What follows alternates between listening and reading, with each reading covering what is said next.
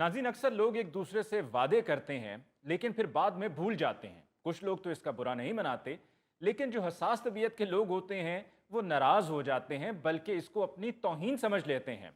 और मामला जब मोहल्लेदारी पर आता है तो ये बात बढ़ते बढ़ते लड़ाई तक पहुंच जाती है। आइए देखते हैं कि आज लतीफ़ी स्ट्रीट में क्या हो रहा है। भट्ट साहब वो याद कराना यार, लतीफी साहब का बिल आया बिजली का।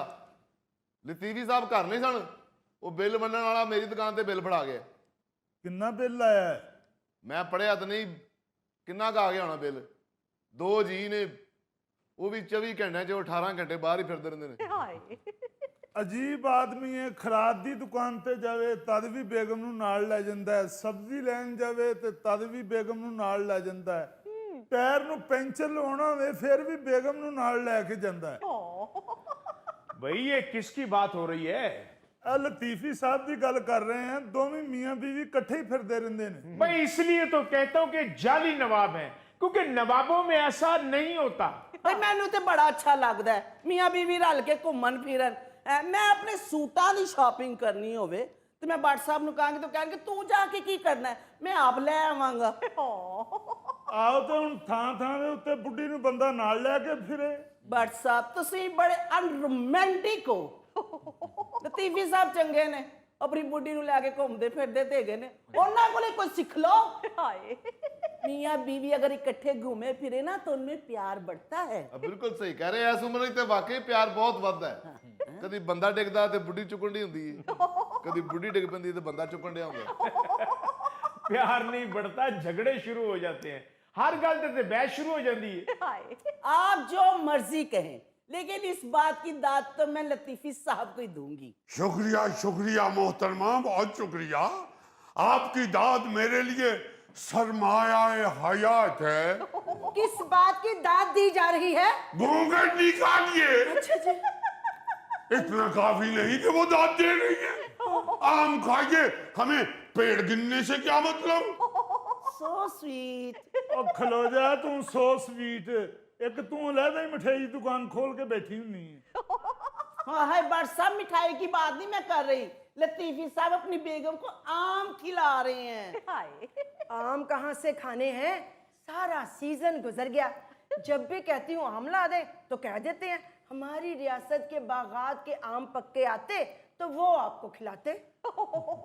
घूंघट निकालिए। अच्छा जी। आपको क्या मालूम हमारी रियासत के आम कैसे हुआ करते थे? बुजुर्ग बताते कि लोग उंगलियां चाटते रह जाते थे।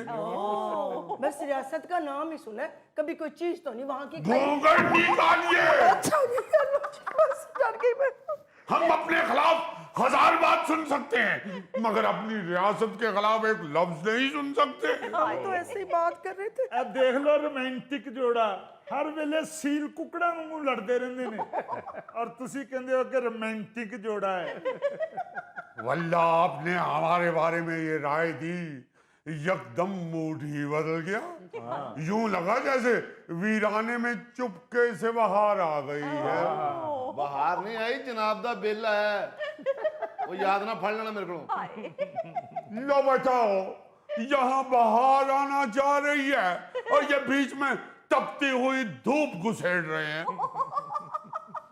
बेगम इन्हां नालों तो मैं ही चंगा जड़ा तुहानू रोज 2 किलो अंब खवाउना। अरे जाने दो, कौन से 2 किलो खिलाते हो? हमने तो जब भी देखा भाभी को गुठली चूसते ही देखा है।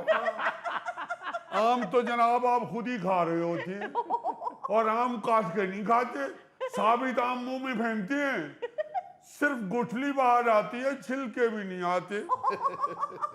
भट्ट साहब के मुंह चो अंब की गिटक बाहर इंज आउंदी है जिवें ATM चो पर्ची आउंदी है। चलो यार जो भी है, बट सब भाभी को आम खिला तो देते हैं ना। इनकी तो रियासत के आम आना ही बंद हो गए हैं। देखा देखा, ये आपकी हल्की सी शय से मुखालिफिन बोलना शुरू हो गए। काश काश अली मुमताज साहब, काश हमारी रियासत के आम यहाँ आते और हम आपको पेश करते, फिर आप इन लोगों को बताते, बल्कि सारे मुल्क की आवाम को बताते कि नवाब साहब के आम कैसे मीठे हैं। अली मुमताज साहब, 200 साल पुराना पेड़ था हमारी पुश्तैनी हवेली में। हमारी दादी अम्मा बताया करती थी कि आपके वालिद मोहतरम 2 दफा उस पेड़ पर से गिरे थे, दोनों टांगे टूट गई अब्बा जान की। उसके बाद दादा जान ने हमारे अब्बा जान को लकड़ी की गाड़ी बनवा के दी थी, फिर उसी गाड़ी पे बिजनेस पे निकलते थे वो। अच्छा अच्छा अच्छा, बैठवा बिजनेस करते थे नवाब साहब। लतीफी साहब एक बात तो बताइए, पूछिए। 200 साल पुराना आम का पेड़ था आपके बाग में, तो और क्या? तो उसके आम जो हैं वो एक्सपायर नहीं हो गए होंगे? क्या बेहूदगी है भाई, पेड़ की बात हो रही है, किसी कंपनी की बात थोड़ी हो रही है जिसका माल एक्सपायर हो जाएगा। नवाब साहब, अब तो वहां से आम नहीं आ सकते, तो क्या आप भाभी को आम खरीद कर भी नहीं खिला सकते? तो और क्या, सिर्फ कहते हैं, ला कर नहीं देते। घूंघट निकालिए, हद हो गई है, हद हो गई है। अब तो किलो 2 किलो आम के लिए बिल्कुल ही शोधापन दिखाने लग गई है। देखिए तो सही, मुखालिफिन बैठे हुए। वाकई नवाब साहब आप बातें करते रहते हैं, भाभी को आम तो खिलाते ही नहीं। बस बस, जुबान बंदी कर लीजिए, इस तरह की बात अब दोबारा ना कीजिएगा। वैसे भी हमारे भतीजे तशरीफ ला रहे हैं, नवाब हशमतुद्दौला। उनके सामने इस तरह की अगर बेइज्जती हुई नवाबों की तो वो तो बर्दाश्त नहीं कर पाते। बहुत सब जज्बाती हैं हाली मियाँ। हमारे जो भतीजे हैं नवाब हशमतुद्दौला, वो तो ऐसे खुददार हैं, अगर उनको गुस्सा चढ़ जाए तो इकट्ठे 2-2 दिन बेहोश रहते हैं। अच्छा, एक ही हैं भतीजे? भतीजे कह रहे हैं ना, मैंने कहा शायद 4-5 आ रहे हैं। एक ही हैं, अगर हम उनको तमीज से ही बुलाते हैं, क्योंकि नवाब फैमिली के हैं वो। लतीफी मियाँ, ये वही भतीजे हैं जिसकी नौकरी के लिए चुगताई साहब से सिफारिश करवाना चाहते थे? अरे सिफारिश नहीं करवाना चाहते, हम तो चुगताई मियाँ को मौका फराहम करना चाहते हैं कि ये नवाब खानदान के साथ ताल्लुकात उस्तवार कर ले। भाई, नवाबों के साथ ताल्लुकात किसी जगह भी काम आ सकते हैं। और रहने दे ऐसे नवाबी ताल्लुकात। अगर आपके ताल्लुकात इतने ही आला है तो खुद सिफारिश करके अपना भतीजा लगवा लो। अबे लगवा लेंगे, ठीकने। ये ठीकना किसको कहा है? जो लगता है उसे कहा है।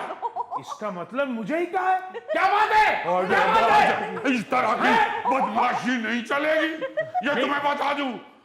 बैठो ना इधर, बात इधर करो। आके देख, इधर आके देख। क्या बात है? अली साहब हंसिए ना, उनको रोकिए, वो आ रहे हैं। चुगताई साहब, आप जाकर प्लीज वापस बैठ जाइए। बहुत शुक्रिया। नवाब साहब, वो तो वापस चले गए, आप मुझे ये बताइए, ये ठींगना क्या होता है? आहिस्ता बोलिए।